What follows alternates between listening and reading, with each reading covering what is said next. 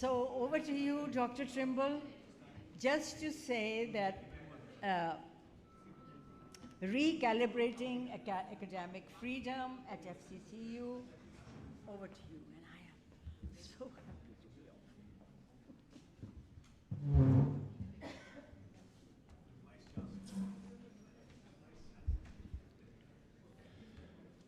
on. Okay, welcome to the last session for the afternoon. And can the cameraman, can you zoom in on my, excuse me, can you zoom up here and show them what this shows?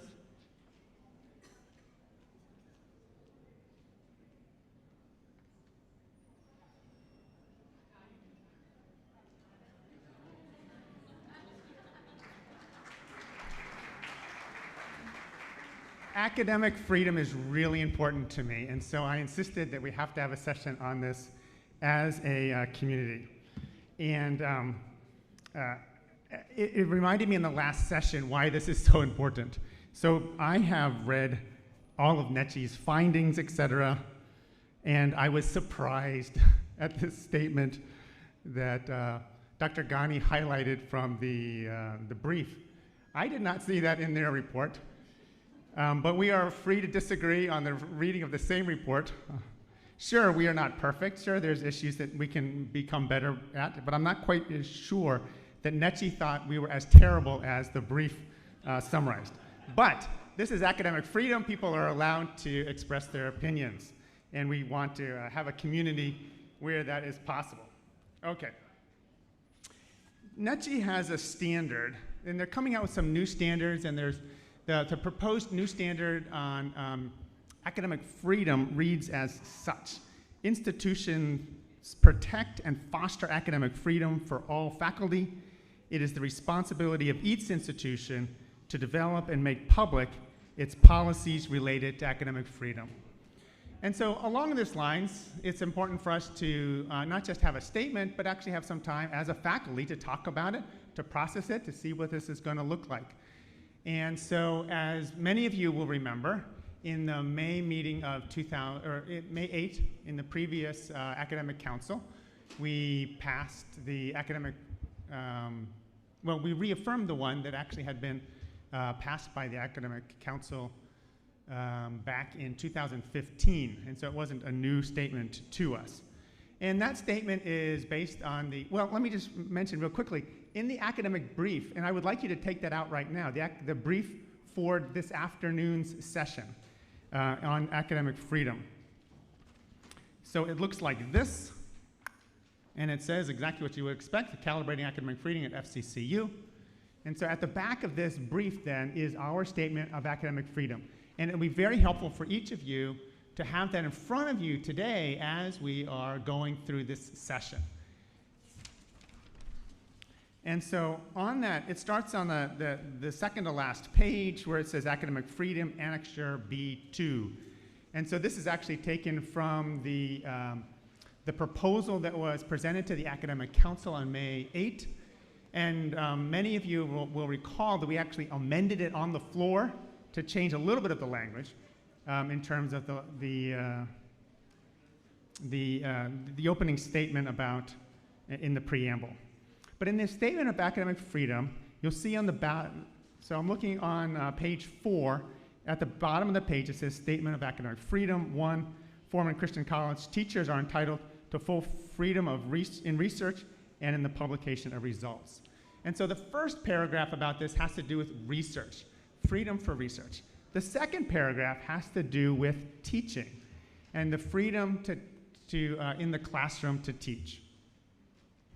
And then the last paragraph, the third one, it's a little bit longer, but it has to do with freedom as a person, as an individual, to express one's thoughts. And that if we're doing such outside of the academy, outside of the university, we need to be able to have freedom to say what we want, but make sure that we're speaking as individuals, we're speaking in responsible ways, but we make sure that we're not speaking on behalf of the university when we're outside of the university, if we're not in that university role, but we still have freedom to speak as such. Okay, and so what I wanted to do at this point is to watch a brief video on on academic freedom by Micheal Barough, who is an expert on academic freedom from the United States, especially since this statement that we passed is based on the 1940 statement by the AAUP, American Association of University Professors. And he served 2 terms on their national council. He's 3 terms on their Committee for Academic Freedom. So he's very well versed in these areas. And he's going to talk about that statement, the one that we adopted here. We, of course, put it into FC language, but it really is virtually word for word taken from the AAUP statement from 1940 that was reaffirmed in the 1970s and has stood the test of time and continues to be the academic standard for academic statement for academic freedom throughout the United States. And, of course, that's particularly relevant to us since we are pursuing NUTG accreditation.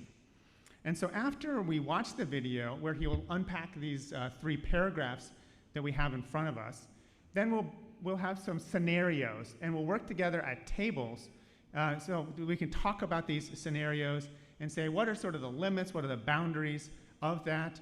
And so we can think about some hypotheticals in terms of where does academic freedom begin and end in these situations. So for now, let's turn it over to this video. It's about 15 minutes long. After that, then we will... It's on my computer. Excellent. So I will start it. And then after that, then we'll break up into these groups and we'll talk at tables. So now on my computer here, I think it's probably the next page. I'm going the wrong way.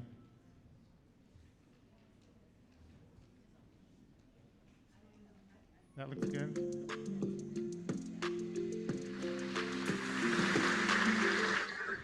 Hello, good day. You know, you may have noticed that every time there's a political controversy of some kind on an American campus, someone will appeal to the principles of free speech and academic freedom, sometimes in the same breath as if they're the same thing. Well, they're not, and that's what I'm here to tell you today. Free speech, we mostly understand. It covers pretty much everything except fraud, defamation, child pornography, and threats of imminent violence. Courts have generally decided that the violence has to be really imminent. It's basically a neo-Nazi running at you with a tiki torch right now. That matters. But academic freedom is not free speech. And so Jennifer Ruth of Portland State University and I wrote an entire book to say so, because we had noticed over the past 10 years or so that people were beginning to confuse and even sometimes conflate these 2 concepts, free speech and academic freedom, sometimes mistakenly, sometimes deliberately. I think there are 2 reasons for this. One is that a lot of these controversies involve invited speakers. And a lot of all these invited speakers are really matters of academic freedom. Some, like this one, involves alt-right trolls whose only purpose is to weaponize free speech, generate outrage, and own the libs, and make a pile of money doing it. But there's nothing academic about an event like that. It serves no legitimate intellectual purpose, right? So, yeah. There's another reason as well, though. It's a little more complicated. The Supreme Court decided in 1967 that academic freedom is a special concern of the First Amendment. It's not clear what that means. So I like to draw on a metaphor. Aha, there's even a horizon, so appropriate for today.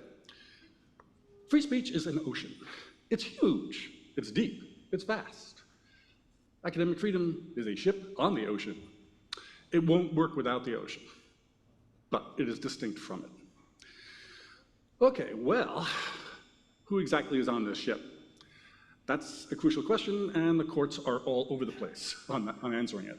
There's no coherence. It could be the university itself, like Penn State, which should be autonomous from external political control, right? Or it could be individual professors themselves in their research or teaching their classes.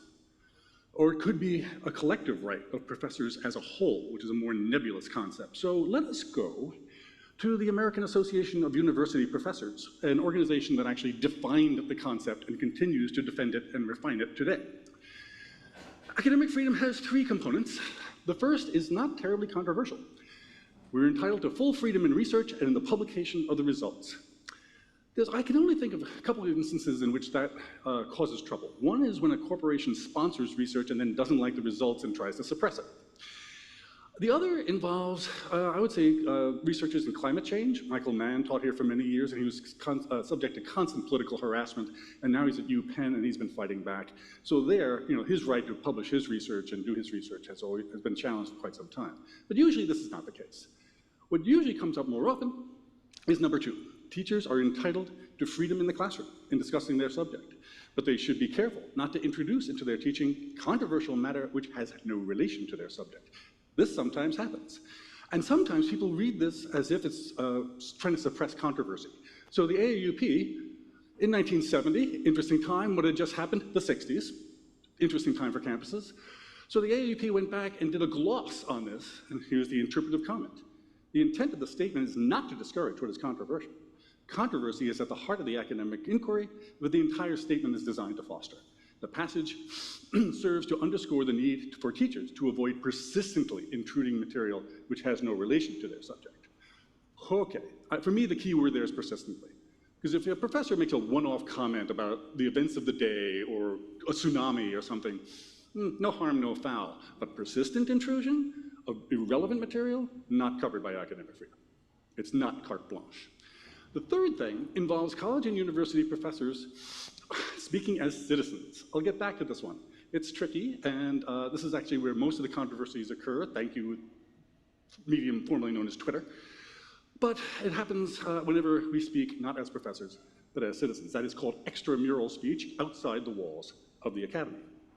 Okay, so let me gloss this by way of Yale law professor Robert Post, who distinguishes between academic freedom and free speech like so. Free speech, he says, is a matter of democratic legitimation, meaning that no democratic government is legitimate if it suppresses public criticism of it by its citizens. So all citizens must have free speech, even if they're criticizing the government by claiming that the government is actually controlled by alien lizard people. A distressingly large number of people believes things like this. Again, please just Google David Icke. You will find the author and creator of alien lizard people theory. Also, lots of people believe the Apollo moon landings did not happen. And now we learn there are millions of people who believe that the Democratic Party is running a child smuggling ring through pizza parlors. Like I said, remember ocean? Yeah, the ocean's big. And the ocean is big because the Earth is flat. I just want to make that clear. Democratic legitimation involves putting up with all this nonsense. Democratic competence, though, is something very different. This is, again, Robert Post's distinction. Academic freedom, he says, involves democratic competence. You have to have some degree of scholarly expertise, which is completely irrelevant to the First Amendment. First Amendment doesn't say anything about whether you know what you're talking about. Academic freedom does. And it's a degree of scholarly expertise necessary to comment knowledgeably about a subject, hopefully for the common good. Because it's getting harder, I think, to say, well, scholarly expertise is a thing. Because first of all, it can only be determined by other scholars, right? It's inevitably elitist and not democratic at all. And it's getting harder and harder to defend and explain rigorous intellectual vetting processes that you need for scholarly expertise when millions of people are getting their medical advice from Joe Rogan. Or by doing their own research on the internet. That's democratic legitimation, has nothing to do with democratic competence. Well, let me speak for a moment about that form of expertise. I made a note, because I've gotten some criticism about this. The argument is that if you're basing academic freedom on scholarly expertise, that's ultimately a conservative argument because academic orthodoxies get entrenched and people can't challenge them. Well, that does happen, but actually academic orthodoxies change all the time. It's part of what academic freedom enables. A person who is working at the bleeding edge of their discipline today and considered a fringe figure might, in fact, turn out to be hailed a generation from now as a brilliant innovator. This is basically the history of science, but it happens in the humanities and arts as well. So disciplinary orthodoxy, disciplinary expertise is actually a moving target. And then there's the fact that new disciplines emerge where there were none before. I'll give you an example. Me. I am now an expert in something called disability studies in the humanities. I don't have a degree in disability studies. That's because when I got my PhD in English in 1989, there was no such thing as disability studies in the humanities. And over the course of my career, I inadvertently helped to create such a thing. That book, Life as We Know It, that was mentioned, I was part of it. It's about my son Jamie, who has Down syndrome. I could say the same thing, though, about fields like queer theory, post-colonial studies, environmental humanities, and I'm picking the arts and humanities here because people don't always realize, yeah, new knowledge gets generated in the arts and humanities. It's not just the sciences. This is what's been going on for the last 30 or 40 years. New forms of knowledge, new disciplinary fields. So again, that's why you need a very broad sense of academic freedom, a very flexible sense of academic freedom. This is how new knowledge is generated in a free and open society. Oh, and by free and open society, I mean a society in which politicians are not trying to criminalize entire bodies of thought like critical race theory. All right, now let's get back to that extramural speech thing. Professors talking as citizens. When they speak as right as citizens, they should be free from institutional censoring or discipline, but their special position in the community imposes special obligations. As scholars and educational officers, they should remember that the public may judge their profession and their institution by their utterances. Hence, they should at all times be accurate, should exercise appropriate restraint, should show respect for the opinions of others, and should make every effort to indicate that they're not speaking for the institution. Well, that's a very gentlemanly ideal, right? Especially the bit about showing appropriate restraint and respect for the opinions of others. I mean, come on, social media was designed precisely to trash those ideas. And we don't really uphold that so much, but we do make it clear. We try to make it clear we are not speaking for the institution. Anybody who works for anybody has to do that. I used to have a Twitter account. It said, my opinions here are mine, all mine. Okay. So the interesting thing here is that this is unique to the United States. This idea of academic freedom actually incorporates free speech, because the idea is that I didn't give up my First Amendment rights when I took a job at Penn State or Illinois or any other place, right? So we still have to be free to speak and write as citizens, and the idea is to have as broad a terrain of intellectual freedom as possible. However, this produces a paradox, and stay with me because this is going to get weird. The paradox is, when I do this, and that is me, I was much younger, and showing no restraint, bullhorn and all. Here's the paradox. When a professor speaks with a bullhorn in the public square on social media, they have more latitude, more freedom when they're speaking about something they know nothing about than when they're speaking as an expert. And if that sounds weird, right, but think of it this way. The idea is that an electrical engineer who's a Holocaust denier is just a crank. But a historian who's a Holocaust denier is obviously incompetent to be a historian. That's a real example. Arthur Butts, now retired, taught for many years at Northwestern. He was an electrical engineer and in his spare time, a Holocaust denier. This was very embarrassing for Northwestern, but they determined that it's just his weird hobby over there, doesn't affect his electrical engineering career. Well, let me take an example closer to home. Again, me, because I'm here. If I spend the next few minutes trying to persuade you that the last 5 Super Bowls were rigged by the gambling industry, and that tonight's game will be rigged on behalf of you-know-who. Chiefs 33, 49ers 27, you heard it here first. Taylor's version. Okay, no harm done, right? I'm just a crank with a crackpot conspiracy theory. Again, believed by millions, but yeah, not really an issue. If, however, I were to go on a rant over the next few minutes, saying that it was right and just for people with intellectual disabilities to be sterilized, institutionalized, and outright killed in the first couple decades of this century, I would be making a very good case that I'm absolutely incompetent as a professor of disability studies, and probably incompetent as a professor of anything. Okay. Now the question, what happens when professors do things like that? What happens when they speak out of their realms of disciplinary expertise and they wind up, well, say, espousing things like geocentrism or crackpot conspiracy theories or beliefs in white supremacy? Well, one of the critics of our book wrote a review in which he said, oh, come on, I mean, most professors are pretty liberal. How many white supremacist professors are there, really? How big is this problem? And I replied to him in an exchange at the website of the Heterodox Academy. And I said, look, it's not a question of numbers. You're probably right. There aren't too many white supremacist professors running around out there. But that's not the question.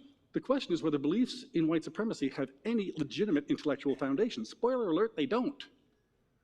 And so defending them as part of academic freedom is kind of like saying, well, my area of disciplinary expertise is phrenology, the racist pseudoscience that flourished at the turn of the 20th century and that purported to be able to tell whether someone had a propensity for criminal violence by measuring their skulls with calipers. That was a thing, believed by millions of people. Yeah, phrenology. Well, you know what? Sometimes professors do get fired for espousing crackpot conspiracy theories. I'll give you two examples from about 10 years ago. One was Joy Carriga at Oberlin College. She subscribed to any number of anti-Semitic conspiracy theories, one of which was that the attack on the offices of Charlie Hebdo in Paris, the satirical magazine, was not in fact carried out by Islamist terrorists, but by the Israeli intelligence agency Mossad. She also believed and would say that ISIS is not an Islamist terrorist organization, it is a creation of Mossad and the CIA. Does this disqualify her as a professor of rhetoric and communication? Her faculty peers at Oberlin said yes, and that's important. It was her faculty peers, not the administration, not donors and trustees, not passing passersby or politicians. Her faculty peers said, this is incompetent. This is not covered by academic freedom. Another example, James Tracy from Florida Atlantic University, a professor of media and communications. Again, that's important too, because here's a professor of media and communications who is telling people that the Sandy Hook Elementary School massacre was in fact a false flag, meant to generate support for gun control. He also went so far as actually to harass and torment one of the parents of the murdered children. There's no sense in which that behavior or those beliefs is covered by academic freedom. On the other hand, as Jennifer and I point out in an article we published 2 years ago, Mark Crispin Miller, he's a professor, a very widely published and renowned professor of media and communications at NYU, ordinarily considered a reputable university. Miller actually believes in almost every single conspiracy theory of the last 25 years, starting from 9/11 trutherism right through to Sandy Hook, and he has spent the last few years spreading really bizarre conspiracy theories about COVID-19 and vaccines. Okay then. That is why it is so important to distinguish between academic freedom and freedom of speech. Because if you don't, you wind up with a conception of academic freedom in which it's anything goes, and it's not academic at all.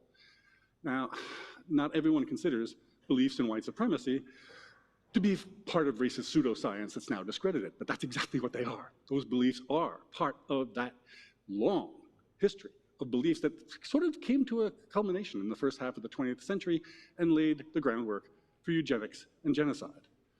I think such beliefs not only have no intellectual foundation, they're right up there with, say, beliefs in the gas called phlogiston and the substance known as the alchemist's philosopher's stone, and maybe the efficacy of human sacrifice. None of those beliefs have any intellectual foundation. None of them are covered by academic freedom, nor should they be. Thank you very much.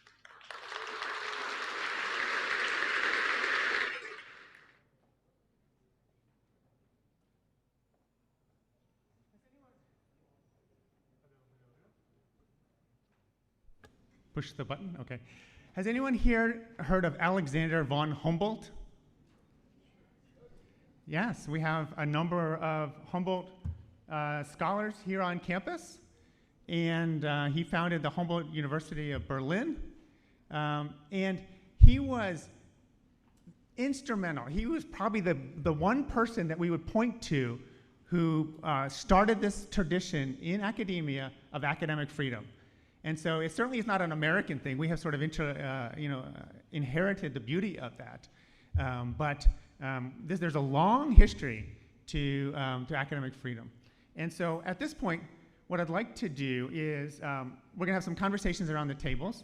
And so in the scenarios, you see these various scenarios.